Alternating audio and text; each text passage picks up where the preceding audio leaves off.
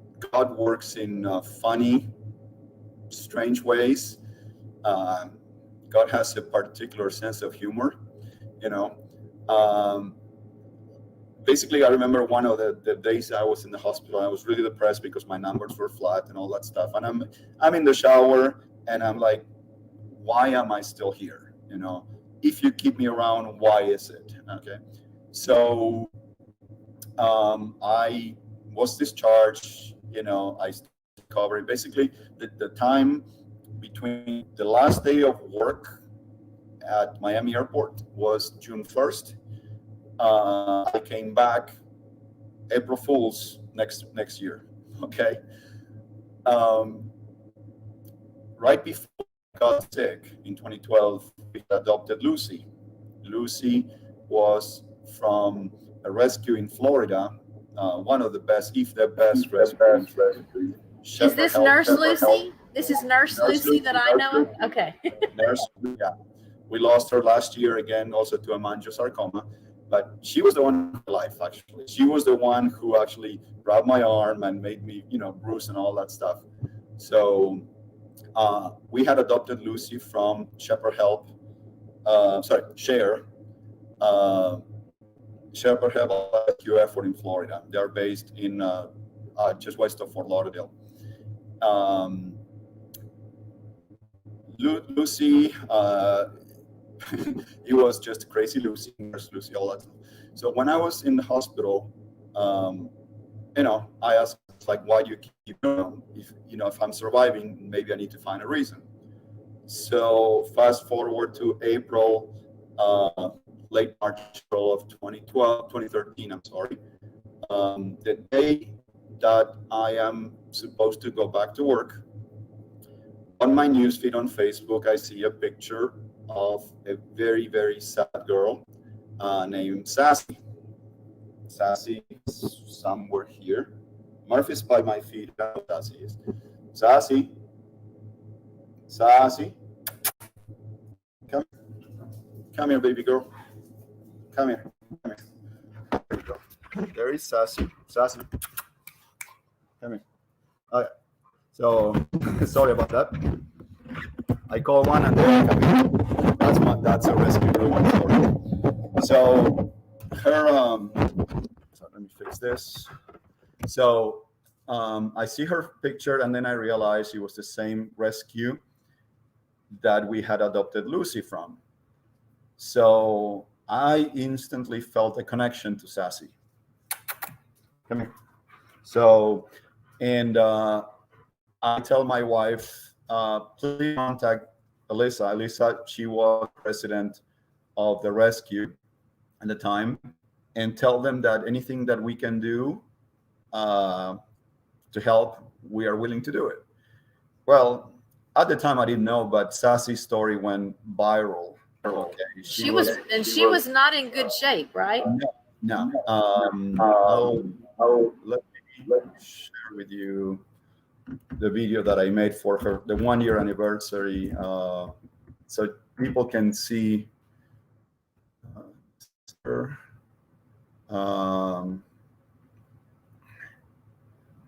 Share, copy. Okay, so this is, I'll share with you. This is a video I made for the first year of her rescue, so you can see an evolution of Sassy. But basically, to give an idea, she was a year old and she weighed 36 pounds or so. They didn't think she was going to survive. And basically, she was saved 15 minutes after she was supposed to be euthanized. So Kathy, the other Kathy from Share, and Alyssa decided to save her. They rushed her to the hospital, Hollywood Animal Hospital in Hollywood, Florida. And basically, we're just following the news like everybody else. The day that I'm going back to work, April 1st, my wife calls me crying. They said, asking if Alyssa had called her, asking if we could foster Sassy. Her story went viral around the world. There's people in Australia, there's people in Sweden, people in Israel, people in South America that know about Sassy. They did a GoFundMe or I don't know if it was GoFundMe, but it was just a fundraiser for her, and they raised over $26,000 for her. Okay, everybody was sending well wishes. The NBC affiliate in Miami, NBC6 in Miami, did a story about her, which I'll send in a little bit. But essentially, she went viral. She was broadcast on Canadian news. They did a radio show in Las Vegas about her. They did a lot of things. And somehow she ended up in my house. We connected, and she's my baby girl. Okay. So that's how we became involved in rescuing German Shepherds. So she was our very first medical case. She, because of her starvation, she developed IBD. Okay. So basically, her diet is very specific, very restricted. So little things affect her, but she became part of our pack, and that she's the reason why we became involved in German Shepherd rescue. Over the years, we have fostered over 100 dogs. Right now, we have 6. Okay, but it's my way of giving back because I grew up with German Shepherds. Sorry, let me fix the camera a little bit. But I know German Shepherds. I am not an expert at anything, but I grew up with them, and you've seen my dogs. You've met my dogs. And when we moved here to Texas, we wanted, because of her, okay, and I'll tell you a little funny story about her. We wanted a reputable rescue, and we did our research, and that's how we asked if we could be part of Good Shepherd, and we were honored that they accepted us as volunteers.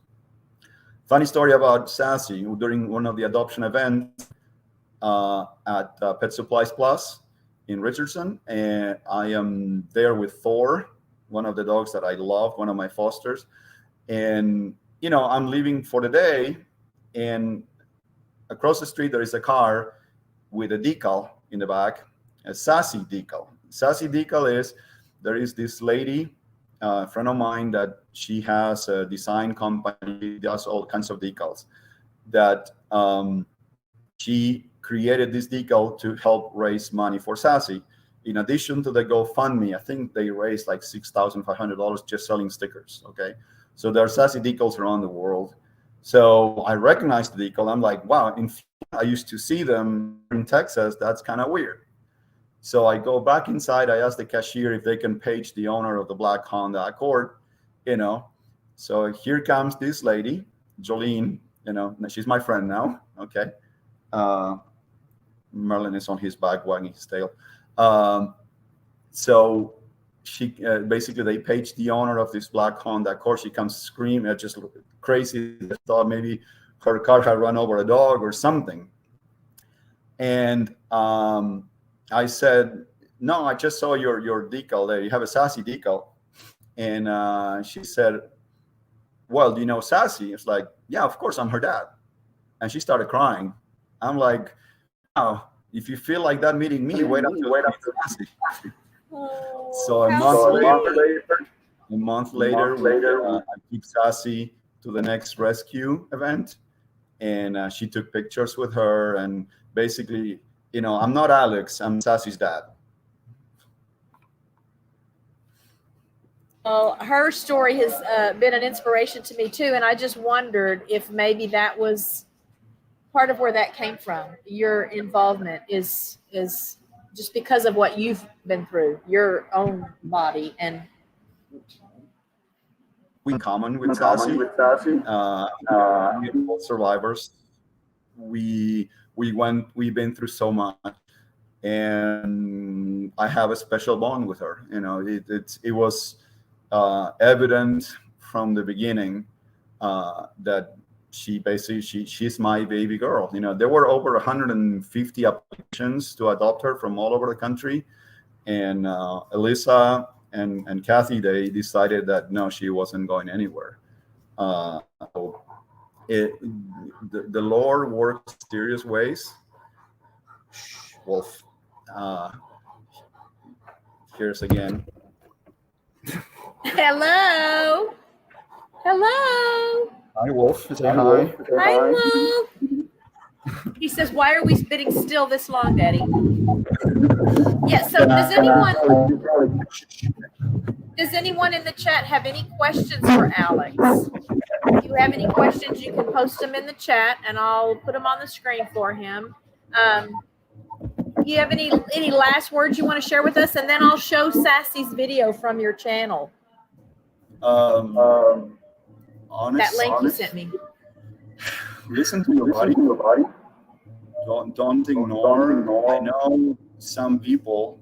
I'm married to one. They delay going to the doctor sometimes. I'm not saying that you should be a hypochondriac, but at the same time, don't ignore the symptoms, because I learned a lot of people died without knowing they had the disease, and it's a disease. It is fatal in many cases, but it's very treatable, and the sooner you catch it, the better chances you have. People who are of mixed genetic backgrounds, those are the ones that I wish they had more information about registering, because those are the most difficult to find matches for. Okay, if you are descendant, okay, in my case, I am mostly Spanish, Portuguese, Italian, and French. Okay, that's my genetic background. That's where my family came from. So then we did the 23andMe, and I discovered some Native American stuff that I had no idea. So I guess some generations ago, when they landed in Argentina, maybe they went into the Pampas and they had some fun there. So I have 6% Native American, okay, from South America. But again, people, especially if you have European and then you have, I don't know, Hawaiian or Eastern Pacific or something like that, those people are very difficult to find matches, because the when they do the studies, it has to be and again, maybe by a chemist, someone with far more experience than I explain to you why is it that way, but it needs to have someone that is similar composition to you, someone that is kind of like made from the same materials, I guess. Just I say like that so people can understand the same ingredients to have a match. That is one of the most important things, and that's what I was telling my Haitian friends, my Cuban friends who are of African descent. It was like they wanted Don Amaro to me, and I'm like, look, it's not because I don't appreciate it. It's just because you and I genetically are so different that there is absolutely no chance. Right. So in the YouTube channel that the Aplastic Anemia Media, he goes into a little bit more detail the kind of match that you have. And this kid has three brothers, and none of them is but they are matches. So that is how weird genetics work. Interesting. All right, I'm not seeing questions from the chat, so I want to play Sassy's video, and then we'll turn you loose, and then I'll just finish up my stream. I usually go over some channel stats for our member channels and guests that have been on the show that have YouTube channels. But let's share this screen, and you guys can watch Sassy's story. It's just a few minutes. All right, let's get this going.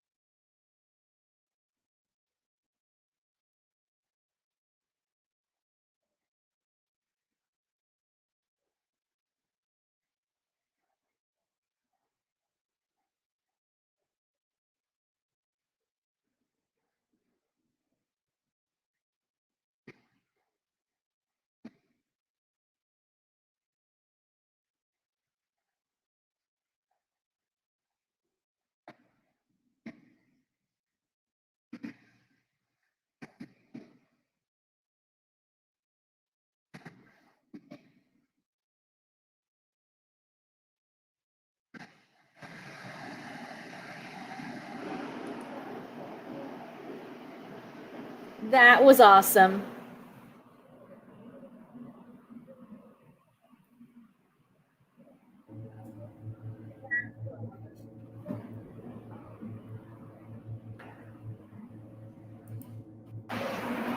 All right. Thank you for being my guest today. Thank you for sharing your story with us. Thank you for sharing your spirit with us. I am just always hopeful that at least one person, again, will be touched by something that they see in these episodes, and it will make a difference for them in a positive way, and that might go on and make a difference then for other people. So at some point we'll have duck eggs again for you guys to come and pick up, but my girls, I think the heat is just really doing them in again this year, so I'm doing well to collect enough to feed our dogs. So we miss seeing you guys around, but thanks for being here today. Thanks for arranging your work schedule. I know you had to do some planning. One suggestion, I was thinking about it yesterday, not necessarily about my disease, but maybe sometime you want to have guests like family members, from their perspective, what they see, because obviously my perspective and Maureen's perspective is different. My friend Jennifer, seeing her son.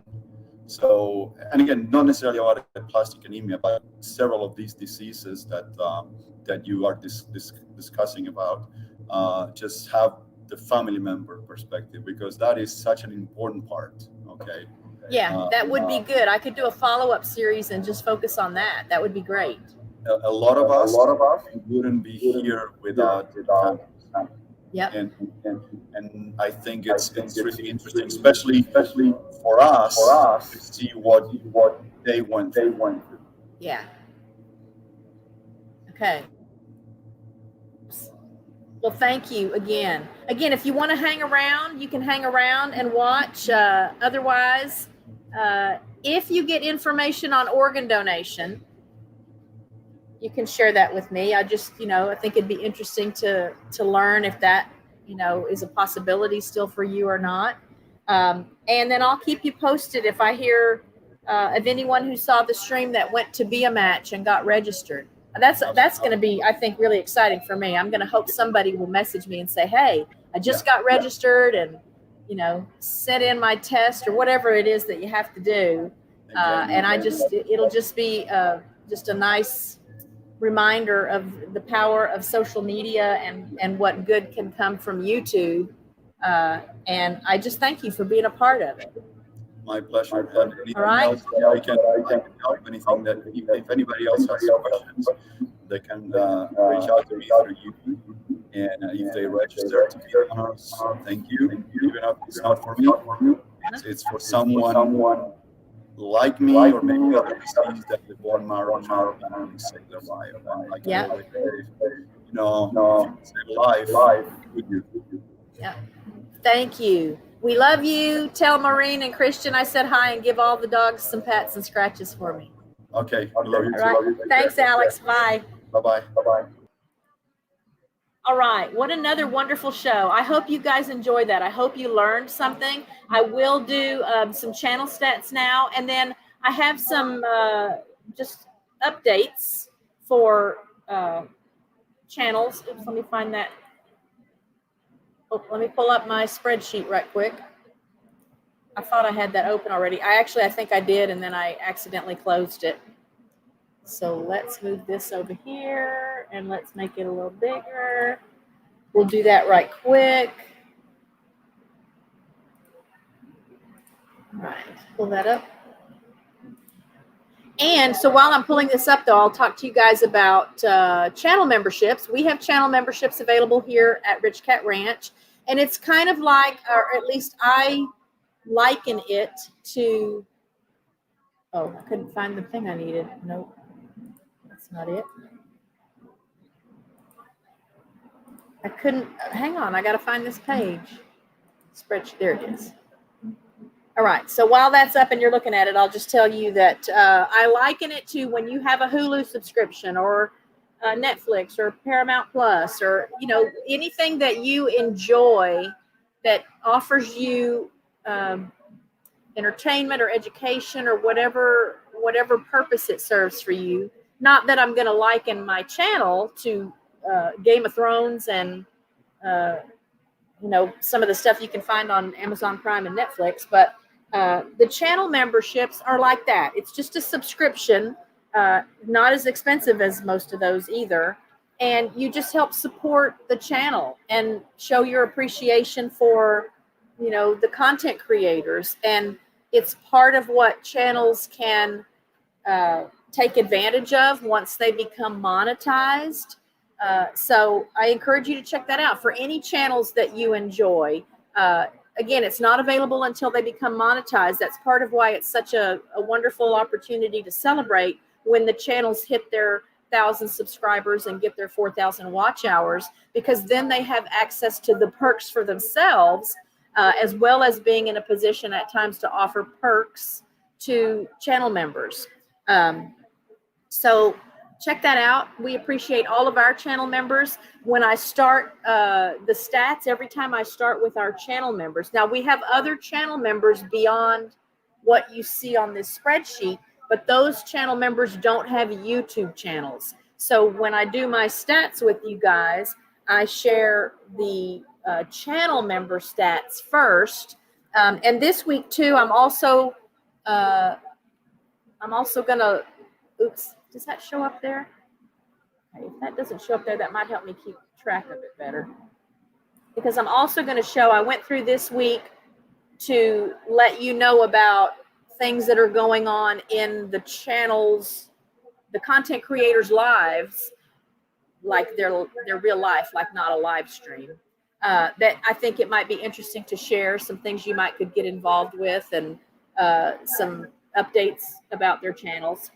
So I'll read their current subscriber counts, and then if they're on my list as having a life issue or a need or prayer request or something like that, then I'll let you know what I learned when I was doing that research as well. So again, starting with our channel members, our friends Nina and Boyce, Texas neighbors of ours, are holding on to that 888 subscriber number. Ordered Steps is still at 1,320 something. Mind Fork is at 481 still. Byron, Texas neighbor of ours at 12 Stones Ranch, is at 1,680 something. Joe Hupp in Australia, he was in the chat a little earlier today. I don't know if he's still here, is holding on to his 321 subscribers. Jesse and Lisa at Lazy Days Ahead with Jesse and Lisa are up to 1,500 something, 10, between 10 and 19. If he's still in the chat, he might can share what that exact number is. Jerry and Susan at Butler Family Farm are at 1,810 to 19. Gary at Belt Loop 29 is holding on to his 2,410 to 19 subscribers. David Hunt, who is in the chat today, is at 608 today. So he has broken that 600 barrier, and he's at 608 today. Mark at Corner Clubhouse Cobalt is at 1,250. Drunken Chef Barbecue is at 1,310 to 19. My friend Lee from the UK at First Floor Audio is holding on to his 1,240 something. Adam Sky is at 334, also in the UK. Jeff and Lorena, Texas neighbors of ours at Back to Country Homestead, are up to 785. Amanda at Bare Bones Living is at 747. Bearded Eagle is at 1,310 to 19. Ashley at CNC Farm is at 2,090 something. So see, she's got all the subscribers she needs, but she needs watch hours. That's what that WH needed means. This isn't the list. I have a separate list I'll go over once we do the subscriber counts. But y'all go run a playlist for Ashley. In fact, let me just put a playlist in the chat for you guys. It's just her master playlist. And if you can, just go crank that up. You can even let it run overnight. You do have to have the volume on, but it can be turned down, or you can mute the tab and just let the stream run overnight, or let the videos run overnight to help her get some watch hours. A super, super simple way to help that does not require a lot of activity on your part. Obviously, it's best for any channel to have more serious engagement, liking videos, commenting on videos, sharing videos. But when we're in the position where we can help someone get the watch hours they need, it really can be as simple as just picking a playlist from their channel, letting it run in the background while you do other things or while you're sleeping, and help them reach that milestone so they can realize their goals if monetization is what they're shooting for. All right, so that was Ashley. Tiffany at Canadian Family Life is at 1,530 something. Come Hither with Heather is at 1,030 something. Danielle at Danny Days Ahead is holding on to her 1,080 something subscribers. Dawn Ray B is at 538. Flannel Hill Farm is at 263. Jen and Steve at Good Times Homestead with Jen and Steve are at 1,030 something. Home Bartending with John is at 402. Peter Tragos at Lawyer You Know is at 262,000. Katie at Mayfield Ranch is at 1,180 something. Millionaire Paul is holding on to his 288. And I can tell you that today was the first video that went up on Millionaire Paul's channel that featured RichKatRanch. We are a sponsor now for his next 5 videos. This was the first of the 5 videos. And so he's just got us featured on the screen throughout his video, along with a couple of other sponsors. So if that's something you're interested in as a content creator, you can reach out to Paul to make arrangements to become a sponsor. Super affordable and just a fun way to get your name out there, maybe meet some new people that wouldn't know about you otherwise. Mountain Grandma, Tammy is at 892. Tiffany at Mud and Mascara Homestead is at 526. Nick at Multi-Hunter 24/7, Texas neighbor of ours, is at 1,060 something. Ginger at Not For Nothing Homestead is at 1,030 something. Ryan and Devin at Our New Land, another great jump for them this week, 4,900, 10 to 19. If Devin's still in the chat, he can let us know what that real number is. Nancy at Our Treasured Home is at 1,120 something. Papa's Kitchen is at 333. Shane at Paralife TV, your everyday wheelchair ninja, is at 2,030 something. John Pedroza at Pedroza Travel is at 1,110 to 19. He was in the chat. If he's still here, maybe he can give us that exact number as well. My friend Vicki Lund at Psychology Noir with Dr. Lund is at holding on to her 1,040 something subscribers. Rich New Design, Wes and Jess are at 524. Ronnie and Brittany at Ronnie and Brittany RB Story, our California friends, are at 738. Safe and Sound Texas Audio Excursion, that's David, Texas neighbor of ours, is at 2,820 something subscribers today. Shannon at Shanster Travels is at 665 still. Sparrow Spalding, my friend, mentor, mental health guru that you guys may know really got me through some difficulties here recently. She's got a new video that just went up yesterday. It had been a while. She took a little break, made a trip to see some friends, I think, in Iowa. She's at 1,440 something today. Kenny and Debbie at The Adventures of Kenny and Debbie are at 770.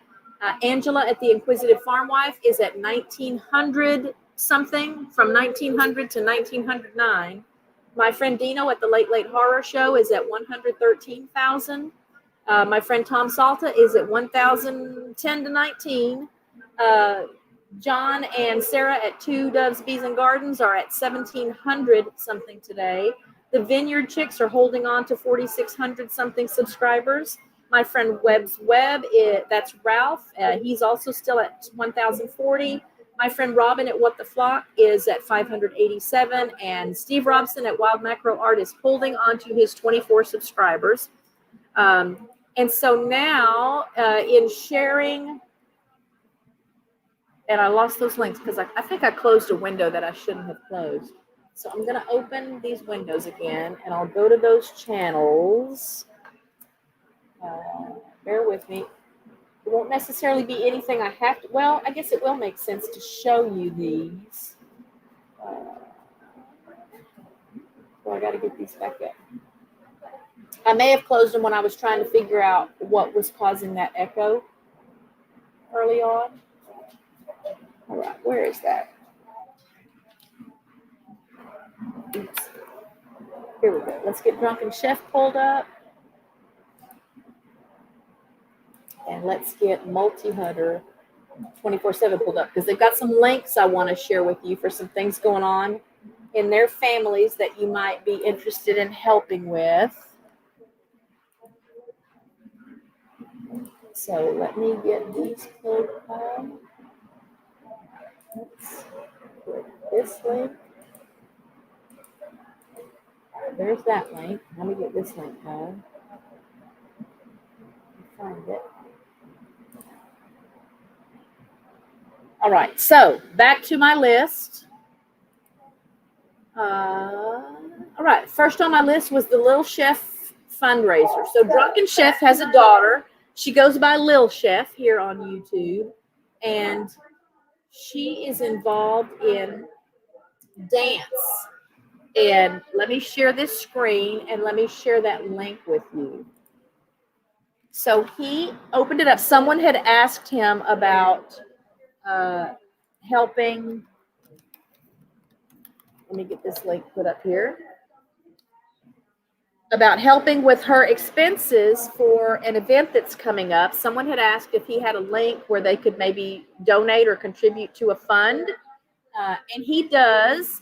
So let's get this pulled up. I'll let you, so you know when you go, you'll know what you're looking for. All right, so this is what the page looks like. And this is the link. I'm putting the link in the chat. And then I'll put this link on the screen.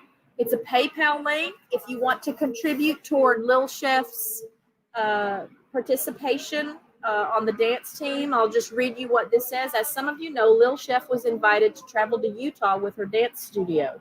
Due to a wonderful performance, she's now been asked to join their highest dance group, the company team. She's officially part of JR Company. With that being said, we realize that being dance parents is a lot of work. Lil Chef trains for 3 hours a day, twice a week, not including extra practices when events are near.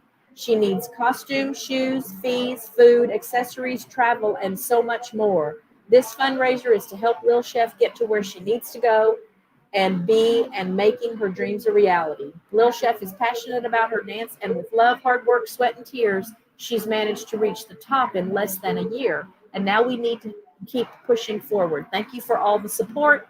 We truly appreciate you all. So there's a fun little way if you want to go and contribute toward a worthy cause for Lil Chef. Some of you I know follow Drunken Chef Barbecue here on YouTube, and she is featured in a lot of his videos. So if you haven't checked out his channel, please be sure and do that. He's a channel member here at RichKatRanch, and so I just wanted to spread the word about this fundraiser for her.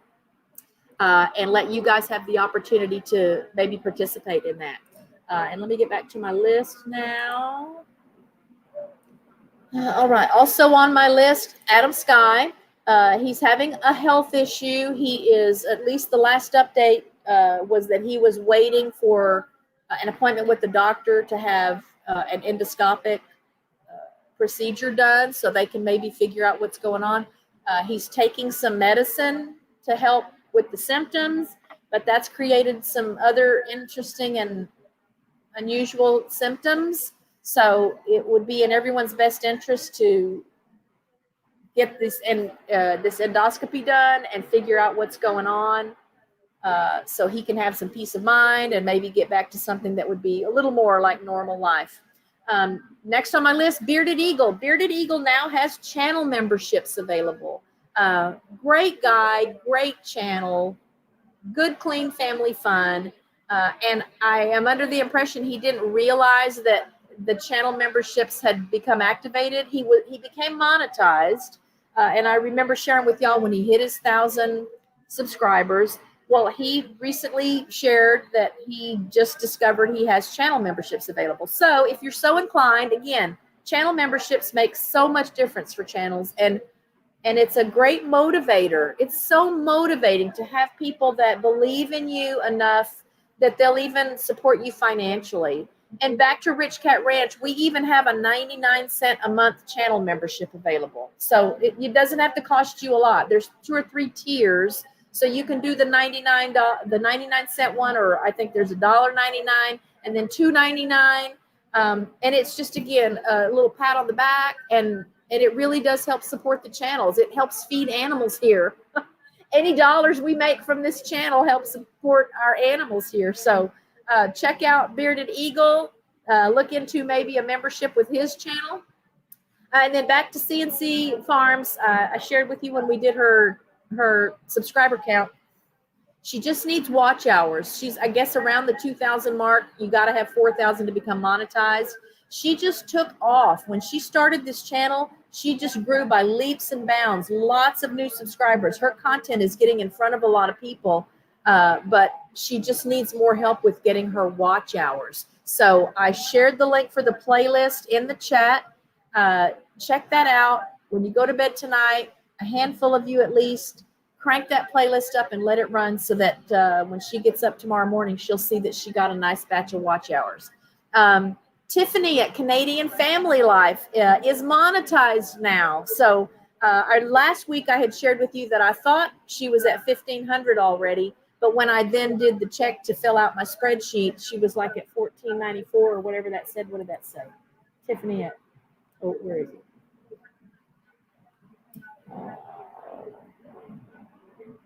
Now I don't remember. Oh, it's in alphabetical order now. Duh. So now she's at 1,530. Last Friday, she was at 1,490 something. And I remember saying, oh, I thought she was already at 1,500. So she jumped past the 1,500 and went to 1,530 something this week. But they are now monetized. I know that's a huge blessing for her family. So you guys check out that channel. That's Canadian Family Life. Mark at Corner Clubhouse Cobalt just wanted to share with you that he posted a recipe in honor of National Fajita Day, which I guess is today. I didn't know that. That might be an excuse to go out and get some fajitas because I don't have stuff to make fajitas. And he shared that on his community tab. So you guys go check that out. And then Nick at Multi-Hunter 24/7, another fundraising opportunity for you. So let me share this screen. This is through Team Funded. I'm not familiar with that, but I'm guessing it's probably a school, like a school-related fundraising platform. And let me read to you what this is for. We're very excited about our 2023 Cooper High School Band fundraiser. We appreciate your support as we raise the funds needed to provide our students with a fantastic experience this year. These funds are being raised for our spring Disney trip and will give each kid an opportunity to lower their individual cost. The total cost for each student to attend the spring trip is over $1,600. With your help, we can give these students an awesome experience that they will always have to remember. Thank you in advance for supporting our fundraiser as well as helping us share our campaign through text, email, and social media. We greatly value the supporters of our program. Go Cougars! So to date, they have raised $8,910 of their $25,000 goal. That's 35.64% of that goal. And it looks like you can donate any amount. So I saw a $5 donation, a $10 donation, and then there's the boxes also that you can select if you want to do something bigger than that. Again, another fun, sweet way to support an amazing content creator and someone I consider a friend of mine. Nick is someone that, he sent me text messages to check on me here a couple months ago when things were not good. And I just can't tell you how much I appreciate him. So if it's in your heart and in your wallet that you can send a little bit, again, even $5 makes a difference. So check out that fundraiser as well. Show Nick some love by helping his daughter with this band trip that's coming up. And let's get back to the list. Okay, Two Doves, Bees, and Gardens. I can't remember what the question was, but they posed a question. Oops. They posed a question on their community tab, and I thought I would just post it here. I don't even remember what it was, but I remember thinking, oh, we can just ask people here to go over and answer the question. All right. So they're asking for comments. It said we asked this question and got over 1,000 responses. Add yours in the comments below. What is your #1 gardening tip for beginners? So go to the Two Doves Bees and Gardens Facebook page. Go to their community tab. Right now, it's the top thing on their community tab. They just posted that, looks like 7 days ago, but there hasn't been another post since then. So go check that out and see if you can help. Participate. If you've got a gardening tip for beginners, I can tell you right now, this is like a newbie thing I did, and I shouldn't have done it. You know, we've had trouble, not a lot of rain this year, so I've been having to water the garden. I had a wonderful watermelon growing, and then I skipped watering. I don't remember what may have been happening. We did get those sprinkles one night, and then I waited to water. Then I went out and gave everything a good soak. Okay, gardening tip for beginners. If you're growing watermelons, this is probably true of any melons. It might be true of any kinds of fruit. Don't do that. Don't let it get dry and then go soak it and let it get dry, because the back and forth, when I went out and soaked the garden, that watermelon then filled up so fast with the water that it so desperately needed that it split open. So it wasn't ready to harvest. It was close, probably had another couple of weeks before it was ready to harvest. It split open. So guess who got to eat it? It wasn't me. The sugar ants ate it. So it wasn't full of sugar ants when I first went out, but then I went to get the hose set up so I could water, and the ants were already getting into it. So I guess I contributed to, the cause for the ants, and maybe other animals ate on it too. I don't know. We have rabbits and squirrels and skunks and possums and raccoons and all kinds of animals here. So it may have been a good meal for several little critters, but I didn't get to eat it. And then the other 2 watermelons that started both got blossom end rot, which could also be related to watering. I don't remember. So there's my gardening tip. If you're going to be watering, you have to do it consistently. You have to be giving them the same amount of water. If it's from the rain, great. If you don't get rain and you're watering, you got to try to keep it consistent, because I lost my one and only watermelon. I still have blooms on the vine.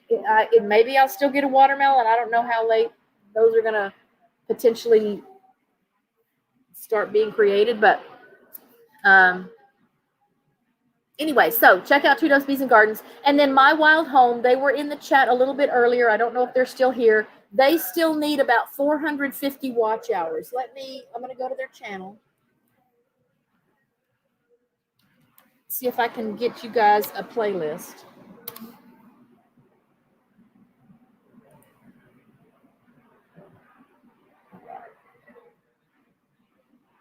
Playlists, yes.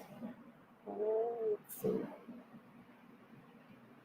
Okay, here's a playlist that has 31 videos in it. It looks like it's the biggest playlist, so I'm just going to share that link for you guys.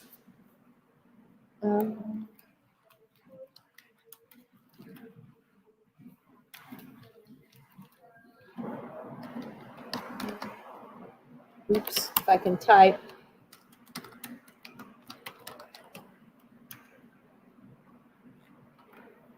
All right, there's a playlist for My Wild Home.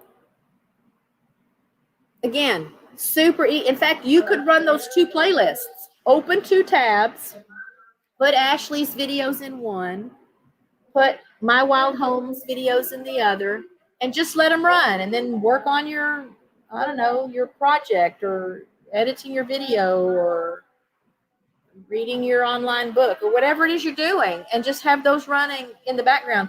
And yes, David, I still would love to get you on the show to bless us with some music. So it may be sometime late September or October before I have a spot open, unless you want to do like that Friday before Labor Day, because I think that's all I have open right now.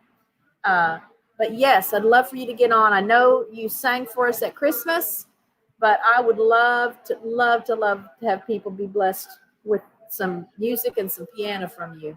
So send me an email or call me. I think you've got my phone number. And we'll get that scheduled. And I don't think there's anything else I wanted to share. I did want to tell you I'm waiting for confirmation from, oh, maybe I got it. Let me see. Oh, nope. I'm waiting for confirmation on my guest next Friday. Next Friday is the mental health. So again, as part of my invisible illness series, I didn't want to leave out emotional and mental things. So depression, anxiety, OCD, ADD, ADHD, things like that, that again, there may not be a physical manifestation. You may not look at a person and know that they're struggling with that. And then Alex touched on, you know, the connection between stress and illness, and now between having a sense of purpose and being emotionally strong and healthy to keep your body healthy, to keep you functioning and wanting to contribute to society and your family. So hopefully my friend Mary Jo will be here next Friday to share some things with us on that. And then moving into September, it's shaping up to be an animal themed month. So right now I already have Friends of Big Bear Valley scheduled for the 15th. That's Jackie and Shadow. That's my second favorite eagle nest in the world. They do so much for conservation. Generally speaking, they do so much for conservation and preservation of natural lands and habitats, but they are just a huge source of information and education on Jackie and Shadow and eagles in general. And so I'm going to have them on the show on the 15th. And then on the 22nd, Kevin Weiner, who I know him through Facebook. He has a YouTube channel that's not real big. I'm hoping it will get bigger. He's a bug guy. So you guys know I love bugs and spiders. And he's got a Facebook page, I think, that's got, oh my gosh, I don't even know. It's huge. It's a relatively new page. It's just been the last few years, I think, since that page was developed. But he's got a huge following. You learn a lot, some beautiful imagery. That's how I think I met Steve at Wild Macro Art too, because I think he was routinely posting macro photography of spiders and bugs that he encounters in Australia. I think I met him at Kevin's page. So Kevin will be on the show on the 22nd. And then I'm waiting to get a date verification from Arlo. Some of you may follow Arlo. He's a retired police dog who, let me see where's that page? Oh, I subscribed to it, but I don't remember what the name of the page is. Okay, here's Canine Arlo. Anyway, he has a very, there it is. All right, this is Canine Arlo on YouTube. I'll just show you the page, and I'll let you do a little research if you want on Arlo's story. Arlo was shot in the line of duty. Things did not look good for him. Is this it? Oh, there it is, right there. This is the page you'll be looking for. And so I've heard back from Arlo's dad. Arlo's retired now, so now he's just a family dog. But he has an amazing and inspiring story, and his dad does a lot to raise awareness and educate on police dogs, canines. You guys know I'm a German Shepherd lover, so obviously that speaks to me. And let's turn my stop sharing on. Turn on stop sharing. And I've been following him on Facebook for a long time. I didn't even realize he had a YouTube channel in the beginning. So you can check that out. And I'm just waiting on a date. So I'm hoping I'll get him on the show on the 8th. So I don't know what's going to happen on the 1st. That's Labor Day weekend. So I realize a lot of people may be out of town. You know, there may or may not be a guest on that week. I might just do a catch-up stream. So I'm hoping I can get him scheduled for the 8th, and that'll just leave that last Friday in September to get on another content creator. But it looks like right now, just because I've got a couple of animal-related content creators set up for September, that September is going to be like a nature and animal and nature month. And that's really exciting to me because that's something I'm very passionate about. But other than that, you guys give a round of applause to the dogs because they all slept for the whole stream again for me today. I think I've just about got them trained. And that was even with Richard coming in about halfway through the show. They kind of wandered over to the door, but nobody barked. Nobody got too excited. So I'm really proud of them for that. We have only one boarder here right now. Wednesday this week was the first day I've had in a long time that there were no boarders here. It was just our 3 dogs. So that felt kind of weird. And then Harley got here yesterday. She'll be here through Sunday because her family has to be in Pennsylvania for a funeral. Gucci had a little surgical procedure this morning. In fact, her mom messaged me just a little while ago when I looked to see if Mary Jo had emailed back. Let me see if I can share that with y'all. I don't know how I would do that. Anyway, and so Gucci, when we first met her, she had a little surgery for a fluid-filled cyst on her back end. There's a little bony protrusion there, just beyond her hips. And so when we first met her, she'd had a surgery there, and it was kind of slow to heal. Well, another one of the same things popped up on the other side, and all they knew initially was that it was a fluid-filled something or other. So they were going to send the contents to be, oh, I don't have that on. I'll put that on my community tab. I'll show you the picture that her mom sent. So she had her little surgical procedure this morning, and her mom sent me a message. And Gucci's just asleep, and mom said she's still groggy. So we may not see her. She might come on Sunday. She might come spend the day on Sunday. But she's going to have some restrictions on how much she can move. So that'll be a little bit challenging. Because if y'all know Gucci, she never stops playing. Oh, she sleeps really good. So at night when she's sleeping, she's very calm and relaxed. But during the day, it's like play, wrestle, play, bitey, kissy face all day long. She loves when we have visitors, other boarders come. She's just a great ambassador for her breed, and she's been a great addition to the family because she's here so often. So ordinarily she would have been here today also, but because she's recovering from her little surgery this morning, we probably won't see her until Sunday. So it's very calm here. I feel like there's a lot more room in the house right now. Now, next week, so starting Wednesday next week, the 23rd, we will have 3 little, Richard was supposed to ask them what kind of dogs they are for sure. And I feel like I know, but I can't think of what they are. They're little dogs. They're little, you can carry them around little dogs. 3 of those, and they're, I guess it's their uncle, kind of, because it's the grand dog of the people that have the 3 little dogs. Their grown son has a dog. They're all going on vacation together. And so the grown son has a big golden doodle.